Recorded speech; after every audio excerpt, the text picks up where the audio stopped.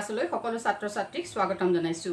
আজি আমি আলোচনা কৰিবলৈ লৈছো ইণ্ডিয়ান ইকনমিক ডেভেলপমেণ্টৰ অন্য এটা গুৰুত্বপূৰ্ণ বিষয়। বিষয়টো হ'ল demographic condition in the eve of independence. অৰ্থাৎ ভাৰতবৰ্ষৰ যি জনসাংখ্যিকীয় যি বৈশিষ্ট্য আছিলে, যেতিয়া ঔপনিৱেশিক অৰ্থনীতি আছিলে ভাৰতবৰ্ষত, সেই সময়ত ভাৰতবৰ্ষৰ জনসাংখ্যিকীয় বৈশিষ্ট্য কি কি সেই সম্পৰ্কে আমি আলোচনা কৰিম। অৰ্থাৎ সেই সময়ত জনসংখ্যাৰ যি চৰিত্ৰ, মানে জনসাংখ্যিকীয় যিটো অৱস্থা, যিটোক আমি একেলগে ডেমোগ্ৰাফিক কণ্ডিশ্যন বুলি কওঁ। ডেমোগ্ৰাফিক কণ্ডিশ্যনটোত কি হয়, সকলো ধৰণৰ বিষয় সোমায়। পপুলেশ্যনৰ লগত জড়িত, যেনে death rate, birth rate, infant mortality rate, next আহিলে লিটাৰেচি ৰেট, এই গোটেই ৰেটবোৰ সোমায়। সেই গোটেই বিষয়বস্তুখিনিৰ যি অধ্যয়ন, সেইটোক কয় ডেমোগ্ৰাফিক ষ্টাডি। গতিকে সেই ডেমোগ্ৰাফিক যিটো অধ্যয়ন বা সেই সময়ত যিটো কণ্ডিশ্যন, সেই কণ্ডিশ্যনটো কি আজি আমি আলোচনা কৰিবলৈ লৈছোঁ। এতিয়া প্ৰথমতে আমি চাওঁ ডেমোগ্ৰাফিক কণ্ডিশ্যনটোকে আমি কি বুলি ক'ব পাৰোঁ, characteristics of population in the eve of independence বুলি ক'ব পাৰোঁ। অৰ্থাৎ ঔপনিৱেশিক কালত ভাৰতীয় অৰ্থনীতিত জনসংখ্যাৰ বৈশিষ্ট্যসমূহ কেনেকুৱা ধৰণৰ আছিলে বা কি কি আছিলে, যদি আমাক প্ৰশ্নটো সোধে আমি তেতিয়া সেইদৰেও প্ৰশ্নটোৰ উত্তৰ দিব পাৰিম। গতিকে গোটেই কথাখিনি ইয়াত সোমাই থাকিব আৰু কিছু শ্বৰ্ট কুৱেশ্যন ইয়াত সোমাই থাকিব। শ্বৰ্ট কুৱেশ্যনবোৰ ঠিক এনেকুৱা যে ডেথ ৰেট বুলিলে আমি কি বুজোঁ, বাৰ্থ ৰেট বুলিলে কি বুজোঁ, ইনফেণ্ট মৰ্টেলিটি ৰেট কি, অৰ্থাৎ শিশুৰ মৃত্যুৰ হাৰ যিটোক কয় সেইটো কি, নেক্সট আহিলে লাইফ এক্সপেক্টেঞ্চি কি, মানে প্ৰত্যাশিত গড় আয়ুস কি, এনেকুৱা ধৰণৰ সৰু সৰু প্ৰশ্ন ইয়াত সোমাই থাকিব, যিবোৰ সাধাৰণতে পৰীক্ষাত আহি থাকে। গতিকে ছাত্ৰ ছাত্ৰীসকলে সকলো কথা যদি গুৰুত্ব দি প্ৰথমৰ পৰা শুনি যায়, নিশ্চয় সকলো আয়ত্ত কৰিব পাৰিব। ঠিক আছে, এতিয়া আমি প্ৰথম চাওঁ characteristics of population in the eve of independence. First যিটো ইয়াৰ কেৰেক্টাৰিষ্টিক, সেইটো হ'ল কি, high birth and death rate. মানে যি সময়ত ঔপনিৱেশিক অৰ্থনীতি আছিলে ভাৰতবৰ্ষত, সেই সময়ত কি আছিলে, উচ্চ পৰিমাণৰ কি আছিলে, জন্মৰ হাৰো আছিলে উচ্চ, আৰু কি আছিলে ডেথ ৰেট, যিটো ডেথ মানে মৃত্যুৰ হাৰো কি আছিলে বহুত বেছি আছিলে। এতিয়া আমি এটা কথা চাব লাগিব যে যেতিয়া আমি ডেমোগ্ৰাফিক কণ্ডিশ্যন আলোচনা কৰোঁ, ডেমোগ্ৰাফিক কণ্ডিশ্যনৰ বা পপুলেশ্যন কণ্ডিশ্যনটোৰ কি হৈছে, তিনিটা ষ্টেজ থাকে, তিনিটা স্তৰ থাকে। সেই স্তৰ তিনিটা আমি প্ৰথম জানি লওঁ। সেই সময়ত সেই স্তৰ তিনিটা কেনেকুৱা হ'ব পাৰে আমি সেইটো চাওঁ। এতিয়া আমি ডেমোগ্ৰাফিক কণ্ডিশ্যনৰ ষ্টাডি কৰোঁতে তেতিয়াহ'লে আমি কি পাম যে পপুলেশ্যনৰ কথা যেতিয়া আমি আলোচনা কৰোঁ, তেতিয়া পপুলেশ্যনৰ তিনিটা স্তৰ আছে। সেই তিনিটা স্তৰৰ বৈশিষ্ট্যখিনি আমি যেতিয়া গম পাম, তেতিয়াহে আমি গম পাম যে অৰ্থনীতিত কি চলিব। ঠিক আছে, ফাৰ্ষ্ট ষ্টেজটো হ'ল, এই 3 ষ্টেজেছকেইটা আমি লগতে চাই যাম। মানে হাই, এইটো যিটো পইণ্ট, সেই পইণ্টটোৰে এইকেইটা ছাব পইণ্ট, মানে হাই বাৰ্থ এণ্ড ডেথ ৰেট। যিটো প্ৰথম ষ্টেজ, অৰ্থাৎ ফাৰ্ষ্ট যিটো ষ্টেজ, ফাৰ্ষ্ট ষ্টেজত কি হয়, high birth rate and high death rate. অৰ্থাৎ দেশ এখনত যেতিয়া কি হৈছে, উচ্চ পৰিমাণৰ জন্মৰ হাৰ, উচ্চ পৰিমাণৰ মৃত্যুৰ হাৰ, অৰ্থাৎ দুয়োটা যদি birth rate and death rate দুয়োটা যদি ইনক্ৰিজিং স্কেল হয়, স্কেলটো কি ইনক্ৰিজিং হ'ব, মানে ডেথ ৰেটো বাঢ়ি গৈ থাকিব আৰু বাৰ্থ ৰেটো যদি বাঢ়ি গৈ থাকে, এই ষ্টেজটোক কোৱা হয় অৰ্থনীতি এখনত কি ফাৰ্ষ্ট ষ্টেজ। মানে পপুলেশ্যনৰ ক্ষেত্ৰত এইটো আমি কৈছোঁ ডেমোগ্ৰাফিক ষ্টেজত, এইটো হ'ল ফাৰ্ষ্ট ষ্টেজ। এই ফাৰ্ষ্ট ষ্টেজত কি হয়, ইয়াত কি হয়, উচ্চ পৰিমাণৰ জন্মৰ হাৰ, মানে জন্মৰ হাৰো বহুত বেছি, মৃত্যুৰ হাৰো বহুত বেছি হয়। এই ষ্টেজটো আছিলে ভাৰতবৰ্ষত 1921 আগৰ ষ্টেজটো, মানে 1921 চনৰ আগত যেতিয়া ভাৰতত উপনিৱেশ শাসন ব্যৱস্থা আছিলেই, সেই সময়ত 1921 চনৰ আগত কি আছিলে, ভাৰতৰ অৱস্থাটো এইটো আছিলে। যেতিয়া ভাৰতবৰ্ষত কি হৈছিলে, উচ্চ পৰিমাণৰ জন্মও হৈছিলে, মানে জন্মৰ হাৰো বহুত বেছি, মৃত্যুৰ হাৰো কি হৈছে তাৰ সম পৰিমাণে, একদম ওচৰা ওচৰি। এতিয়া এই কণ্ডিশ্যনটোতে কি হয়, অৰ্থনীতি এখনৰ ষ্টেগনেণ্ট হয়। অৰ্থাৎ মই ষ্টেগনেণ্ট ইকনমিৰ ওপৰত প্ৰথম যিটো ভিডিঅ' ইণ্ডিয়ান ইকনমিক ডেভেলপমেণ্টৰ দিছোঁ তাতে আলোচনা কৰিছিলোঁ। ষ্টেগনেণ্ট ইকনমি কি, যিটো অৰ্থনীতিত, যিখন অৰ্থনীতিত কি হৈছে, উন্নয়নৰ হাৰ সদায় কি হৈছে, গ্ৰয়িং ষ্টেজত নাথাকে, সদায় কি হৈছে, ডিক্ৰিজিং ষ্টেজত হয়, তললৈ নামি নামি আহি থাকে। গতিকে এই ষ্টেজটো আছিলে সেই সময়ত, মানে অৰ্থনীতি কি আছিলে সেই সময়ত একেবাৰে বন্ধ অৰ্থনীতিৰ লিখীয়া হৈছিলে, মানে ৰৈ গৈছিলে, ৰুদ্ধ অৰ্থনীতি। গতিকে সেই high birth rate and high death rate কোনটো ষ্টেজত আছিলে তেতিয়াহ'লে, বিফ'ৰ, এই ষ্টেজটো হ'ল বিফ'ৰ 1921, অৰ্থাৎ 1921 চনৰ আগত কি আছিলে ভাৰতবৰ্ষত, এই ষ্টেজত আছিলে ভাৰতবৰ্ষ। আৰু এইটো ষ্টেজত উচ্চ পৰিমাণৰ জন্মৰ হাৰ, উচ্চ পৰিমাণৰ মৃত্যুৰ হাৰ আছিল। আৰু তেতিয়া কেনেকুৱা জন্মৰ হাৰ, মৃত্যুৰ হাৰ আছিল আমি চাওঁ। এইটো সদায় কি হয়, 1000ত চোৱা হয় জন্মৰ হাৰ, মৃত্যুৰ হাৰটো 1000 পিপুলৰ ভিতৰত কিমানখিনি মানুহৰ জন্ম হৈছে বা কিমানখিনি মৃত্যু হৈছে এতিয়া এইটো পাৰ্চেণ্টেজত চাওঁতে কি আছিলে 15% মানুহৰ কি আছিলে ডেথ ৰেট সেই সময়ত ডেথ ৰেট অৰ্থাৎ কি হৈছে 1000জন মানুহ জন্ম হ'ল আৰু মৃত্যু কিমান হ'ব এবছৰত দেই সংখ্যাটো এবছৰত 15% মানুহৰ কি হৈছে সেই সময়ত মৃত্যু হয় নেক্সট আহিলে যিটো বাৰ্থ ৰেটটো আছিলে কিমান 18% এইটো যথেষ্ট বেছি হয় গতিকে বাৰ্থ ৰেট আছিলে কিমান 18% এই কণ্ডিশ্যনটো আছিলে কি হৈছে 1921ত ঠিক আছে নেক্সট আমি চাওঁ নেক্সট আহিলে ডেমোগ্ৰাফিক কণ্ডিশ্যনৰ ষ্টেজ 2ত কি হৈছে হাই বাৰ্থ ৰেট ল' ডেথ ৰেট অৰ্থাৎ উচ্চ পৰিমাণৰ কি হৈছে জন্মৰ হাৰ ইয়াত উচ্চ পৰিমাণৰে হৈ থাকে কিন্তু মৃত্যুৰ হাৰটো ইয়াত কি হৈছে কম হয় সেইটো কোৱা হয় ছেকেণ্ড ষ্টেজ গতিকে এইটো ষ্টেজ হ'ল কি ছেকেণ্ড ষ্টেজ এইটো হ'ল ছেকেণ্ড ষ্টেজ এই ছেকেণ্ড ষ্টেজত কি হৈছিলে ভাৰতবৰ্ষত এই ছেকেণ্ড ষ্টেজত ভাৰতবৰ্ষত আৰম্ভ হৈছিলে 1921ৰ পিছত মানে আফটাৰ ছেকেণ্ড ষ্টেজ কেতিয়া আৰম্ভ হৈছিলে আফটাৰ 1921 অৰ্থাৎ 1921 চনৰ পাছত ভাৰতত কি হৈছিলে দ্বিতীয় স্তৰৰ জনসাংখ্যিকীয় যিটো দ্বিতীয় ষ্টেজ সেইটো দেখা গৈছিলে আৰু সেইকাৰণে এই যিটো চেঞ্জ হৈছিলে 1921ত যিটো চেঞ্জটো আহিছিলে সেইটো কাৰণে এইটো কি বুলি কোৱা হয় year of the great divide year of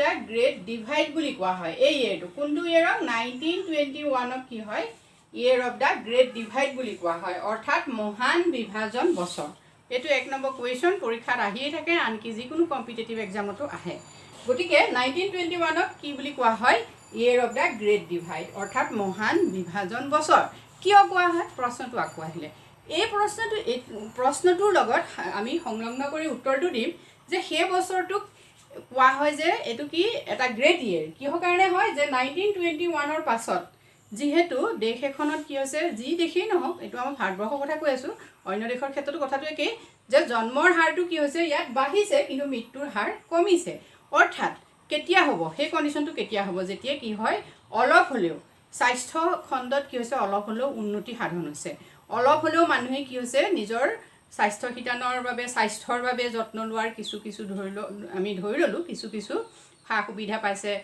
doctor পাইছে বা এনেকুৱা ধৰণৰ সামান্য কিছুমান উন্নতি হৈছে যিবোৰ উন্নতিয়ে কি কৰিছে মানুহৰ জন্মৰ হাৰটো বৃদ্ধি কৰিছে যদিও মৃত্যুৰ হাৰটো বৃদ্ধি কৰিব পৰা নাই অৰ্থাৎ মৃত্যুৰ হাৰ কম হোৱা মিনছ কি যে মানুহৰ অসুখ বিসুখ কম হৈছে গতিকে সেই যিটো পজিশ্যন মানে এটা পজিটিভ হেল্থ ছেক্টৰত কি হৈছে এটা পজিটিভ থিংকিং আহিছে পজিটিভ এটা সুত বৈছে যিটোৱে কি কৰিছে সেই সময়ত মৃত্যুৰ হাৰটো কম কৰিছে গতিকে এই বছৰটোৰ পাছৰ পৰা ভাৰতবৰ্ষত কি হৈছে এই ষ্টেজটো আৰম্ভ হৈছে মানে ছেকেণ্ড ষ্টেজ আৰম্ভ হৈছে নেক্সট থাৰ্ড ষ্টেজটোত কি হয় in law' birth rate and death rate যিটো এতিয়া বৰ্তমান আমাৰ ভাৰতবৰ্ষত হৈ আছে যেতিয়া কি হৈছে জন্মৰ হাৰো ইয়াত কি হয় কম হয় মৃত্যুৰ হাৰো কম হয় গতিকে যেতিয়া অৰ্থনীতি এখনত কি হৈছে বা দেশ এখনত জন্মৰ হাৰ মৃত্যুৰ হাৰ দুয়োটা কণ্ট্ৰলত থাকে তেতিয়া অৰ্থনীতিখনত কি হৈছে ডেমোগ্ৰাফিক ষ্টেজটো কি হয় তৃতীয় স্তৰত হয় গতিকে এতিয়া বৰ্তমান ভাৰতবৰ্ষৰ অৱস্থা সেইটো হৈ আছে ঠিক আছে গতিকে আমি ডেমোগ্ৰাফিক ষ্টেজটো গম পালোঁ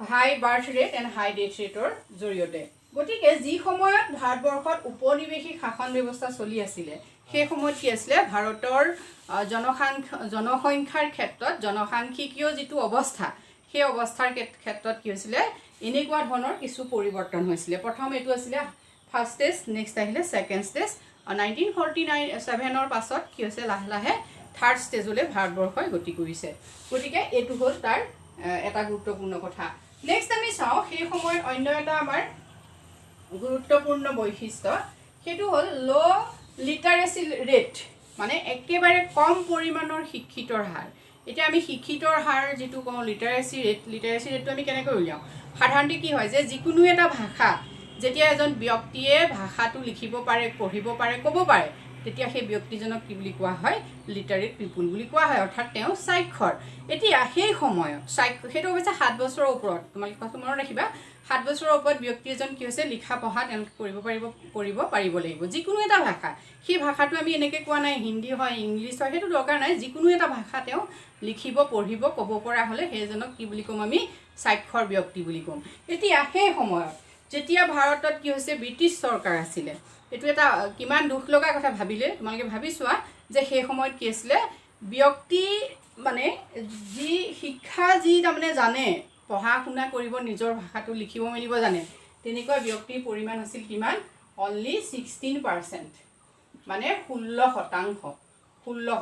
তাৰমানে 16% মিনছ কি আমি ধৰিলোঁ 100 জন ব্যক্তিক আমি একেলগে লগ পালোঁ, 100 জন ব্যক্তিক আমি গোটাই ল'লোঁ, 100 জন ব্যক্তিৰ ভিতৰত মাত্ৰ 16 জনে কি কৰিব পাৰে সেই নিজৰ ভাষাটো তেওঁ যিটো কয় তেওঁ যিটো শুনে যিটোৱে তেওঁ কথাখিনি বুজি পায় সেই ভাষাটো তেওঁ কি কৰে সেই 16 জন ব্যক্তিয়ে লিখা পঢ়া কৰিব পাৰে।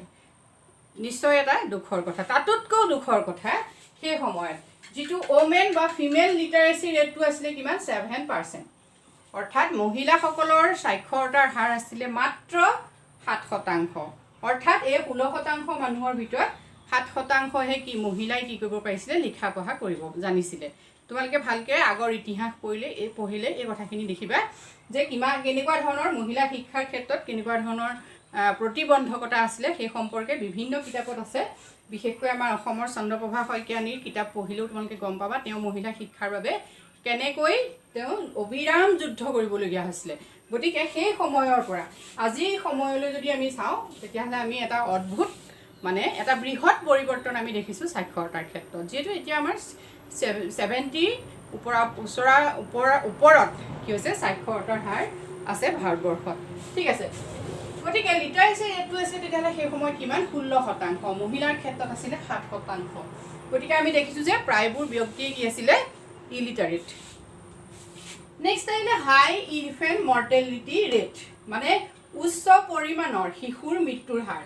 এতিয়া ইনফেণ্ট মৰ্টেলিটি ৰেট কি আমি চাওঁ, ইনফেণ্ট মৰ্টেলিটি ৰেট মানে শিশুৰ মৃত্যুৰ হাৰ সেইটো কেনেকৈ উলিয়ায় সেইটো তোমালোকে জানিব লাগে। D0B × 1000, অৰ্থাৎ D0 মিনছ কি ডেথ, যিটো rate of amount of death মৃত্যুৰ সংখ্যা কিমান, বাৰ্থ ৰেট মানে জন্মৰ সংখ্যা কিমান, আৰু 1000ৰ ভিতৰত 1000 শিশুৰ ভিতৰত জন্ম আৰু মৃত্যুৰ মানে সংখ্যা কিমান সেই দুটাৰ অনুপাতটো আমি এনেকৈ উলিয়াই লৈ পেলাই কি কৰিব পাৰোঁ birth rate infant mortality rate উলিয়াব পাৰোঁ। এতিয়া এইখিনিতে এটা কথা আহিলে মানে ইনফেণ্ট মৰ্টেলিটি ৰেটটো কি যে এবছৰৰ ভিতৰত নতুনকৈ জন্ম হোৱা যিখিনি শিশু থাকে সেইখিনি এবছৰৰ ভিতৰত কিমান শিশুৰ মৃত্যু হৈছে। আমি ধৰিলোঁ 2020 যেনিবা 2020 এই 1000 শিশুৰ ভিতৰত যেনিবা আমি ক'লোঁ যে জন্ম হৈছে 1000 শিশুৰ ভিতৰত কি হৈছে মৃত্যু কিমান হ'ল, এতিয়া জন্ম কিমান হ'ল সেইটো আমি চাব লাগিব। 1000ৰ ভিতৰত মানে কিমান জীয়াই থাকিলে আৰু কিমানৰ মৃত্যু হ'ল সেই দুয়োটাৰ অনুপাতটো লৈ আমি কি কৰিম 1000 যদি পূৰণ কৰি দিওঁ তেতিয়াহ'লে আমি কি পাম ডেথ ৰেটটো পাম। কিন্তু এইটো এবছৰৰ ভিতৰত সেইটো আমি চাব লাগিব। ইনফেণ্ট মৰ্টেলিটি ৰেটটো আমি কিহৰ ভিতৰত উলিয়াব পাৰোঁ 1000ৰ ভিতৰত উলিয়াব পাৰোঁ। গতিকে 1000ৰ ভিতৰত কিমান ল'ৰা ছোৱালী সেই সময়ত জীয়াই আছিলে সেই সময়ৰ কথাটো চোৱা। ঔপনিৱেশিক শাসনকালত অনলি 216 কি হৈছে চাইল্ডৰ মৃত্যু হৈছিলে। 1000ৰ পৰা 216টা শিশুৱে কি হৈছিলে তাৰমানে নিজৰ জন্মদিন দেখা নাছিলে, প্ৰথমটো জন্মদিন পোৱা নাছিলে, অৰ্থাৎ 216টা শিশুৰ মৃত্যু হৈছিলে, যিটো এতিয়া বহুত কম হ'ল। ঠিক আছে, গতিকে সেই সময়ৰ কণ্ডিশ্যন কি আমি গম পাইছোঁ, যিহেতু কি নাছিলে কোনো ধৰণৰ আধুনিক স্বাস্থ্য প্ৰণালী নাছিলে, জীৱন ধাৰণৰ মানদণ্ড উন্নত নাছিলে, হয় নহয়, কোনো ধৰণৰ স্বাস্থ্য যত্ন লোৱাৰ কোনো ব্যৱস্থা নাছিলে, ক'তো ডাক্তৰ নাছিলে, চিকিৎসালয় নাছিলে, এনেকুৱা ধৰণৰ কণ্ডিশ্যনত কি আছিলে গোটেই যিটো হেল্থ ছেক্টৰৰ যিটো ইনফ্ৰাষ্ট্ৰাকচাৰ আন্তঃগাঁথনি মানে স্বাস্থ্যখণ্ডৰ আন্তঃগাঁথনি সেই সময়ত একেবাৰেই বেয়া আছিলে, যিটোৰ কাৰণে জন্ম হোৱা শিশুৱে কি আছিলে উচিত প্ৰতিপালন পোৱা নাছিলে, যাৰ বাবে কি হৈছিলে শিশুবিলাকৰ মৃত্যুৰ হাৰ বহুত বেছি আছিলে। নেক্সটটো প্ৰপাৰ্টি হ'ল ল' লাইফ এক্সপেক্টেঞ্চি, মানে কি হৈছে একেবাৰে নিম্ন পৰিমাণৰ ল' লাইফ এক্সপেক্টেঞ্চি মানে প্ৰত্যাশিত আয়ুস, গড় প্ৰত্যাশিত আয়ুস বা প্ৰত্যাশিত আয়ুস কি এই প্ৰশ্নটো আহে আমাৰ। প্ৰত্যাশিত আয়ুস মানে লাইফ এক্সপেক্টেঞ্চি। এতিয়া প্ৰত্যাশিত আয়ুস বুলি ক'লে আমি কি বুজোঁ, প্ৰশ্নটো পৰীক্ষাত আহি থাকে যে প্ৰত্যাশিত আয়ুস বুলি ক'লে আমি কি বুজোঁ।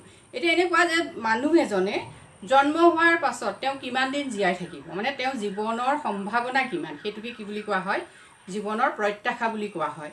যিহেতু আমি গড় প্ৰত্যাশিত আয়ুস কৈছোঁ, গতিকে প্ৰতিজন মানুহৰ সেই জীৱন ধাৰণৰ যিটো আয়ুস তেওঁলোকে চিন্তা কৰে বা ভাবে যে ইমান দিন এজন মানুহ জীয়াই থাকিব এখন দেশত, সেই গোটেই মানুহবিলাকৰ গড় আয়ুসটো মানে জন্মতে ব্যক্তি এজনৰ জীয়াই থকাৰ সম্ভাৱনাৰ গড় যিটো ফলাফল, মানে সকলোৰে সম্ভাৱনাৰ যিটো গড়, আমি গড় উলিয়াবলৈ ষ্টেটিষ্টিক্সত শিকিছোঁ, সেই গড় উলিয়াব লাগিব। ঠিক তেনেকৈ সেই গড় আয়ুসটোক কি বুলি কোৱা হয়?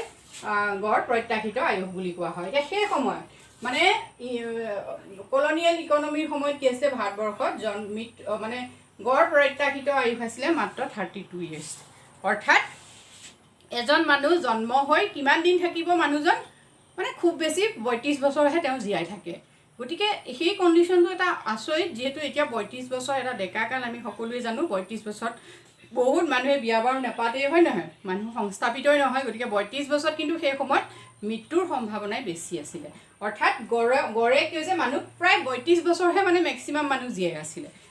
আৰু বৰ্তমান কিন্তু এইটো কি হ'ল, এতিয়া 2006ত এইটো আছিলে 66%, এতিয়া কিন্তু 70ৰ এবভ কি হৈছে লাইফ এক্সপেক্টেঞ্চি আহি গৈছে ভাৰতবৰ্ষত। জাপানততো 80 এবভ হয়, তাত বহুত দিন মানুহ জীয়াই থাকে।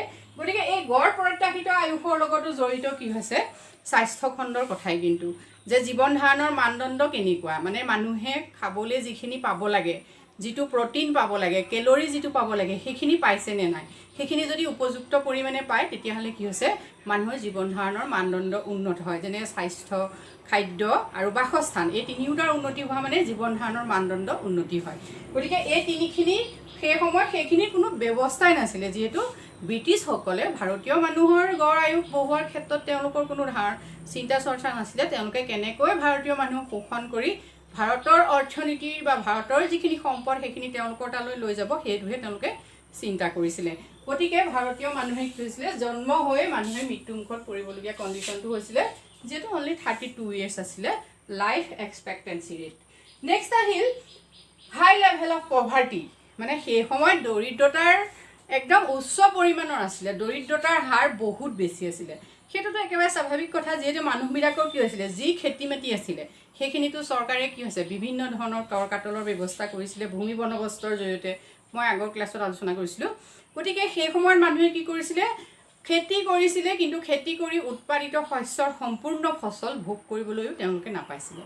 যিখিনি পাইছিলে সেইখিনিয়ে তেওঁলোকৰ জীৱনৰ বাবে, জীৱন নিৰ্বাহৰ বাবে প্ৰয়োজনীয় যিখিনি বস্তু, সেইখিনিও তেওঁলোকে কি কৰিব পৰা নাছিলে, সংগ্ৰহ কৰি ল'ব পৰা নাছিলে। গতিকে মানুহৰ কি হৈছিলে, মানুহৰ খাবলৈ নাছিলে, পিন্ধিবলৈ নাছিলে, থাকিবলৈ ভাল ঠাই নাছিলে।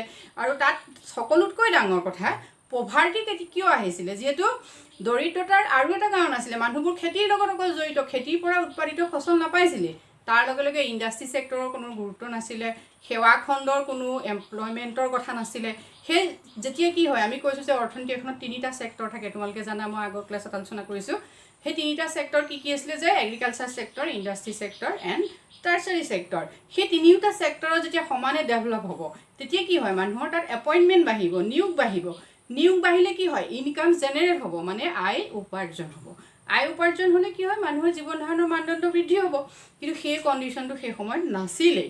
মানুহে কি কৰিছিলে, অকল খেতিতে ব্যস্ত আছিলে। খেতিৰ পৰা পোৱা ফচলো কি হৈছিলে, ব্ৰিটিছে লৈ গৈছিলে কৰ হিচাপে। গতিকে মানুহবোৰৰ মাজত দৰিদ্ৰতা এটা স্বাভাৱিক কথা আছিলে। গতিকে এইখিনিয়ে হ'ল কি, সেই সময়ৰ ভাৰতবৰ্ষৰ জনসাংখ্যিকীয় বৈশিষ্ট্য। আচলতে বহুত দুখজনক হয় আমাৰ অতীত আমি যদি ভালকৈ চাওঁ, আমাৰ অতীত বহুত দুখজনক হয়। আৰু আমাৰ সকলো থাকিও আমি কি কৰিবলগীয়া হৈছিলে, সকলো হেৰুৱাবলগীয়া হৈছিলে ব্ৰিটিছসকলৰ কাৰণে। যি কি নহওক, কিয় হৈছিলে সেইখিনিও বহুত কথা, আমি সেইখিনি কেতিয়াবা আকৌ আলোচনা কৰিম। কিন্তু আজি আমি বৈশিষ্ট্য বুলি ক'লে এইখিনি কথাই, এই 6টা পইণ্ট দি আমি বৈশিষ্ট্যখিনি কথাই আলোচনা কৰিব পাৰোঁ। নেক্সট আমি এটা সৰু টপিক আলোচনা কৰি লওঁ, সেইটো হ'ল অকুপেশ্যনেল structure.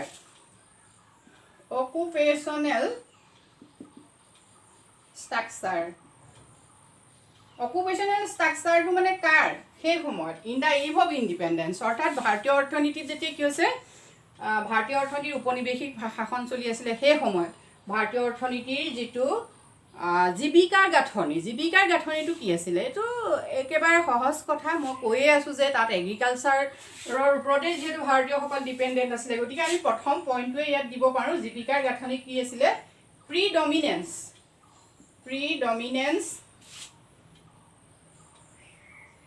of agriculture, predominance of agriculture অৰ্থাৎ কি আছিলে যে কৃষিয়ে গোটেই জীৱিকাৰ গোটেই পদ্ধতিটো কি আছিলে কৃষিৰ দ্বাৰা নিৰ্ভৰশীল আছিলে, কৃষিৰ দ্বাৰা ডমিনেণ্ট আছিলে। মানে কৃষি কৰিয়ে মানুহে কি কৰিবলগীয়া আছিলে উপাৰ্জন কৰিবলগীয়া আছিলে, কৃষিয়ে আছিলে মানুহবিলাকৰ কি উপাৰ্জনৰ একমাত্ৰ আহিলা। নেক্সট আছে হ'ল 2 নম্বৰটো আমি দিব পাৰোঁ আনবেলেঞ্চ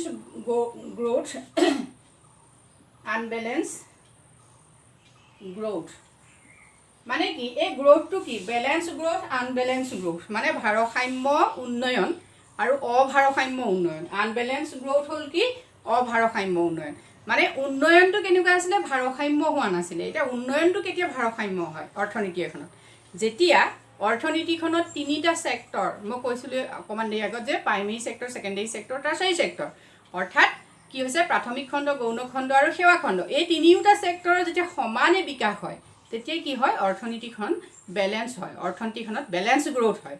সেই সময়ত যিহেতু মই কৈছোঁৱেই যে ইণ্ডাষ্ট্ৰিয়েল ছেক্টৰ এণ্ড টাৰ্চাৰী ছেক্টৰৰ কোনো গুৰুত্বই নাছিলে, সকলো মানুহ বুলি ক'লেও বেয়া নহয়, মিনিমাম 70% এবভ মানুহ কি আছিলে কৃষিৰ লগত জড়িত আছিলে, 15% মান আছিলে ইণ্ডাষ্ট্ৰিৰ লগত জড়িত, 14% মান আছিলে কি এইটো কি কয় ছাৰ্ভিচ ছেক্টৰৰ লগত জড়িত। গতিকে বেলেঞ্চ গ্ৰোথৰ প্ৰশ্নটোৱেই নাছিলে। গতিকে জীৱিকাৰ গাঁথনি মানে অকল কৃষিয়ে কি কৰিছিলে ডমিনেণ্ট কৰি থৈ দিছিলে। গতিকে সেই সময়ত যিটো উন্নয়ন হ'ব লাগে সেই উন্নয়ন হোৱা নাছিলে, কিন্তু নোহোৱাৰ অন্তৰালৰ মানুহ কিন্তু অন্য কোনো নাছিলে, অকল কোন আছিলে ঔপনিৱেশিক চৰকাৰ, যিহেতু ঔপনিৱেশিক চৰকাৰে সেইটো হ'বলৈ দিয়া নাছিলে। গতিকে আজি আমি আমাৰ ক্লাছটোত আমি কি আলোচনা কৰিলোঁ তেনে ডেম'গ্ৰাফিক যিটো কণ্ডিশ্যন মানে জনসাংখ্যিকীয় যি গাঁথনি সেই সময়ত বা জনসাংখ্যিকীয় যি বৈশিষ্ট্য সেই সম্পৰ্কে আমি আলোচনা কৰিলোঁ। ছাত্ৰ ছাত্ৰীসকলে ইয়াৰ লগত নিশ্চয় কেইবাটাও পইণ্ট পাইছে, পইণ্টখিনি আউট কৰি ল'ব। 1 নম্বৰ কুৱেশ্যন ইয়াত কেইবাটাও আছে, বিশেষকৈ গ্ৰেড যিটো আমি ক'লোঁ the year of the great divide মহান বিভাজন বছৰ, এই প্ৰশ্নটো য'তে ত'তে আহে, যিকোনো কম্পিটিটিভ এক্সামত আহে, পৰীক্ষাটো তেওঁলোকৰ আহিব। গতিকে তেওঁলোকে চিৰিয়াছলি এনেকুৱা ধৰণৰ কথাখিনি মনত ৰাখিব। আজিলৈ ইমানেই। যদি ভিডিঅ'টো ভাল লাগিছে লাইক কৰিব, কমেণ্ট কৰিব, সকলোৱে মোৰ চেনেলটো ছাবস্ক্ৰাইব কৰি থ'ব, যিহেতু অনাগত দিনত তেওঁলোকৰ বাবে ইণ্ডিয়ান ইকনমিক ডেভেলপমেণ্টৰ সকলো টপিক আলোচনা কৰিম। গতিকে তেওঁলোকে সহজেই টপিকখিনি পাব যদি ভিডিঅ'টো চেনেলটো মোৰ ছাবস্ক্ৰাইব কৰি থয়। Thank U.